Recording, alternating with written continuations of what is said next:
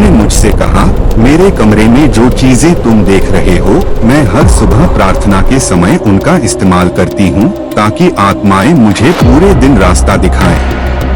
कंकालों के बारे में मैं तुम्हें बाद में बताऊंगी। मैं चुप रहा। एक बात हमेशा याद रखें और सच को हमेशा अपने दिल में बसा लो, शैतान कभी भी मुफ्त में कुछ नहीं देता है। वो पहले तुम्हें देता हुआ दिखेगा, लेकिन बाद में तुमसे सब कुछ छीन लेगा। सावधान रहो, शैतान का हर तोहफा एक जाल होता है। जो वो देता है वो हमेशा अस्थायी होता है, लेकिन बदले में वो तुम्हारी शांति, खुशी और आत्मा तक ले सकता है। शैतान कभी दान नहीं करता, वो सिर्फ सौदा करता है और उस सौदे में नुकसान हमेशा इंसान का ही होता है। उसने मुझे दुनिया के रहस्यों से जुड़ी कुछ किताबें पढ़ने के लिए दी। मैं जिज्ञासु था, इसलिए पढ़ना शुरू किया। धीरे धीरे मेरी रुचि बढ़ गई। जब उसने देखा कि मैं अब दिलचस्पी लेने लगा हूँ, तो उसने बिना बताए मेरा नाम भारत की एक गुप्त संस्था को भेज दिया। अगले दिन मैं अकेला उस संस्था में गया। वहाँ 9 और लोग थे और कुछ गवाह भी थे। हमें मार्गदर्शन दिया जाना था। हमें हॉल के बीच में बुलाया गया और हमारे साथ ये चीजें की गईं।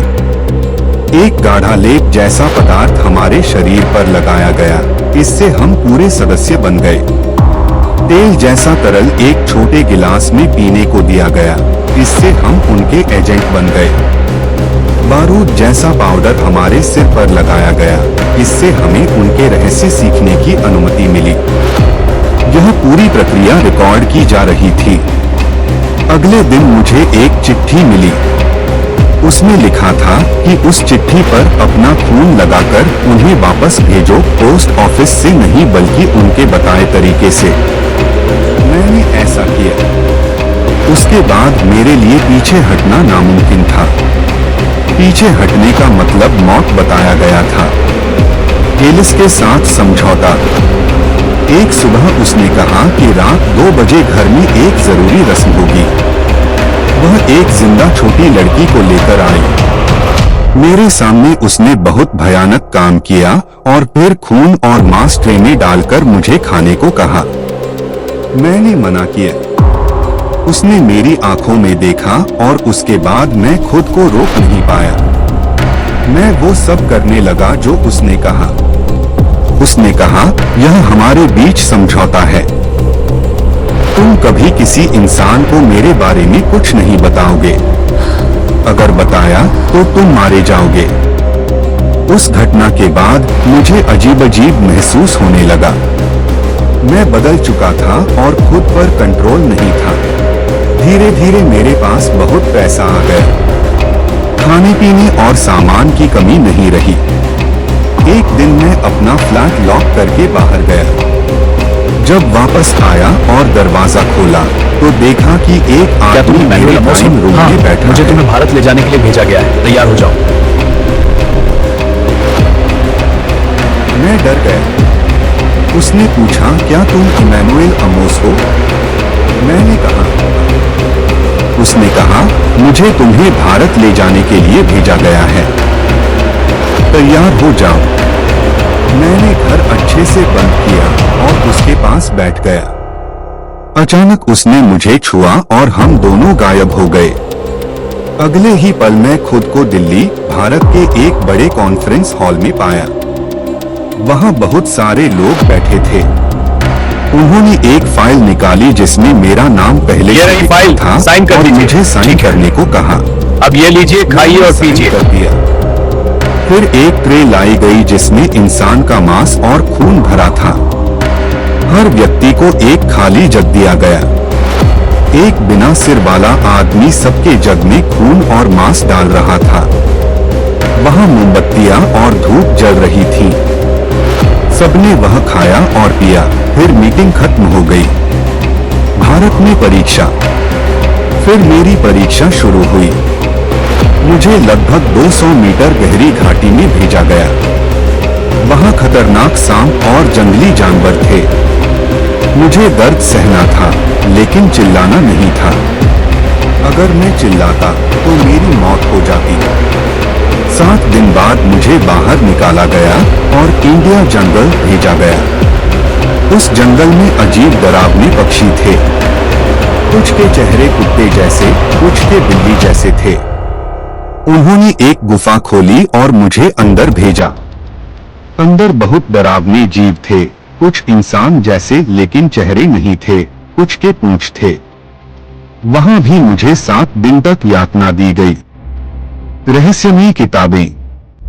फिर मुझे एक बड़ी लाइब्रेरी में भेजा गया, जहां जादुई किताबें थीं। मैंने 2 किताबें चुनी। एबिसिनिया मतलब विनाश, असिना मतलब जीवन देना या इलाज करना। मुझे और किताबें भी दी गईं।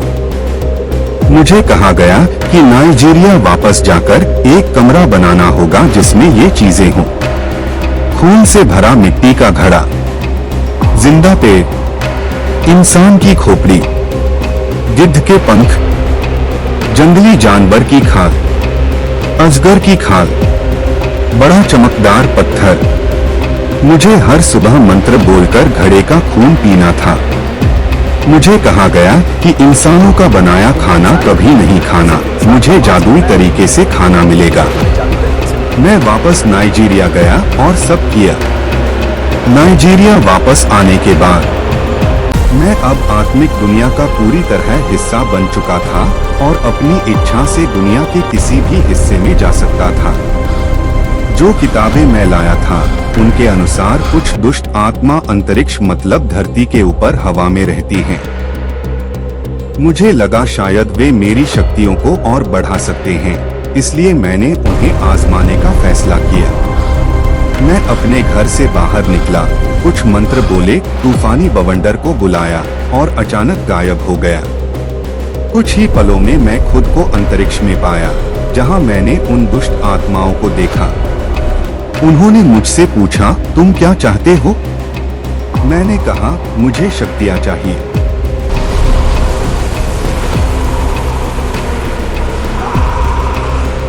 दो हफ्तों बाद मैं धरती पर वापस आया। उस समय तक मैं उनसे शक्तियां प्राप्त कर चुका था, लेकिन जैसे मैंने पहले कहा था, अब मैं खुद पर नियंत्रण खो चुका था। इतनी शक्तियां पाने के बाद भी मेरे अंदर और ज्यादा शक्ति पाने की भूख बढ़ती जा रही थी। आखिरकार मैंने फैसला किया कि मैं अधोलोक अंडरवर्ल्ड में जाऊंगा, ताकि उन किताबों में लिखी बातों को खुद साबित कर सकूं। एक दिन मैं जंगल के अंदर एक ऐसी छिपी जगह पर गया, जहां आम इंसान जाने की हिम्मत भी नहीं करता। वहां पहुंचकर मैंने किताबों में लिखे मंत्र पढ़े और जमीन को खुलने का आदेश दिया। अचानक जमीन हिलने लगी और धीरे धीरे फटकर खुल गई। उस खुली हुई जगह के अंदर अंधेरी सीढ़ियां अपने आप बन गईं, जैसे कोई मेरा इंतजार कर रहा हो। मेरा दिल तेज धड़क रहा था, लेकिन मैं फिर भी नीचे उतर गया। नीचे इतना गहरा अंधेरा था कि हाथ को हाथ नहीं दिखाई दे रहा था। ऐसा अंधेरा जैसा बाइबल में मिस्र पर आई भयानक अंधकार की सजा में बताया गया है। जैसे जैसे मेरी आंखें अंधेरे में देखने लगी, मैंने जो देखा उसने मेरी रूह तक हिला दी। मैंने कई लोगों को लोहे की जंजीरों में बंधा देखा। वे दिन रात काम कर रहे थे, लेकिन अपने लिए नहीं। उन्हें मजबूर किया जा रहा था कि वो अपने मालिकों के लिए पैसा बनाए। उनकी आंखों में दर्द था, लेकिन भागने का कोई रास्ता नहीं था। फिर मैंने कुछ बड़े और ताकतवर लोगों को देखा, समाज के बड़े नाम, जो वहां बलि देने आए थे। बलि देने के बाद उन्हें वहां की आत्माओं से अजीब शक्तियां और तोहफे मिलते थे, और फिर वो वापस दुनिया में चले जाते थे, जैसे कुछ हुआ ही नहीं। सबसे डरावनी बात तब हुई जब मैंने कुछ चर्च के नेताओं को वहां देखा। वो भी शक्तियां लेने आए थे, ऐसी शक्तियां जिससे लोग उनकी हर बात बिना सवाल माने। आगे बढ़ने से पहले इस बात पर जरूर ध्यान दीजिए जो यह चर्च के लीडर थे। बाइबल में लिखा बहुत से झूठे पास्टर, प्रोफेट, प्रेरित उठ खड़े होंगे, आप पढ़ सकते। मत्ती 24 अध्याय उसकी 11 और 12 आयत। अंत समय के बारे में यीशु ने कहा, बहुत से झूठे भविष्यवक्ता उठ खड़े होंगे और बहुतों को धोखा देंगे। 2 कुरिन्थियों अध्याय 11 की 13 से लेकर 15 आयत पौलुस ने बताया कि ऐसे लोग झूठे प्रेरित और छली कार्यकर्ता हैं, जो मसीह के प्रेरितों का रूप धरते हैं, जैसे शैतान स्वयं को ज्योति का दूत बना लेता है। मेरे प्यारे भाइयों और बहनों, हर आत्मा को परखो।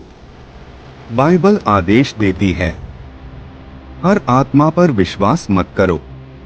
पहले परखो 1 यूहन्ना 4 अध्याय उसकी 1 आयत।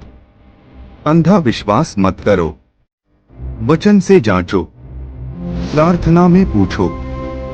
याद रखो, आखिरी समय में झूठे सेवक बढ़ेंगे, लेकिन परमेश्वर अपने लोगों को अंधेरे में नहीं छोड़ेगा। अगर तुम वचन में रहोगे तो कोई तुम्हें धोखा नहीं दे पाएगा। यीशु ही रास्ता है, यीशु ही सच्चाई है, यीशु ही जीवन है। अगर तुम सच में परमेश्वर के साथ खड़े रहना चाहते हो तो वचन पढ़ो, प्रार्थना करो और सच्चाई में चलो। मैं वहां पूरे 2 हफ्ते तक रहा और जब वापस आया तो मैं पहले जैसा नहीं था। लोग मुझे मासूम समझते थे, लेकिन उन्हें नहीं पता था कि मेरे अंदर अब कितना अंधेरा बस चुका था। दुनिया में ऐसे बहुत लोग हैं जो बाहर से सामान्य दिखते हैं, लेकिन अंदर से बहुत खतरनाक होते हैं। असल सुरक्षा सिर्फ उन्हीं के पास है जो मसीह यीशु में सच्चा विश्वास रखते हैं।